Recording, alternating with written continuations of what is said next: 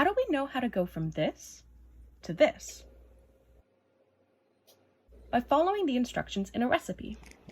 In the same way, how do plants go from this to this? By following the special instructions that they have inside of them. The instructions plants use aren't written down like cookie recipes are. It's not like little seeds can just read a book called How to Be a Plant. Instead, the instructions that plants use are already inside of them. Just like we can follow different instructions to make different kinds of cookies, like oatmeal versus chocolate, different plants get different instructions, which is why they can grow to look so different. Making a plant is a lot more complicated than making a cookie, so the instructions have to be a lot longer. If you read a white pine tree's instructions out loud, it would take you over 2.5 hours. Since there are so many instructions, they have to be really small to fit inside a plant. We call these instructions DNA. They're actually so small that you can't see them with your own eyes or even a microscope.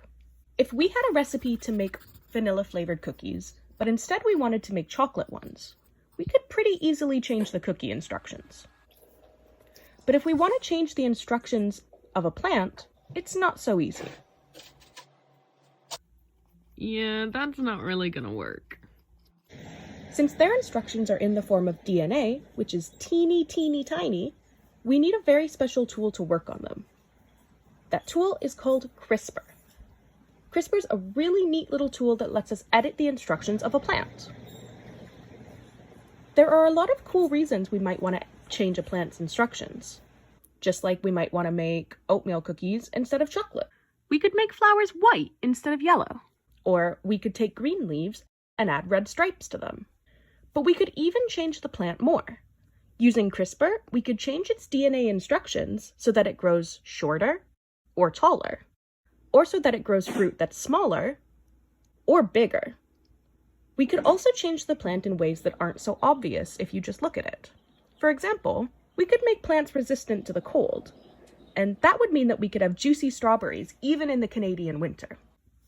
Just like us, plants can get sick, but using CRISPR, we could alter their DNA instructions to make them resistant to things like germs, and that way they would get sick less often and grow better. Hopefully one day scientists will be able to use a tool like CRISPR in humans and other animals, but until then, it's pretty useful for plants.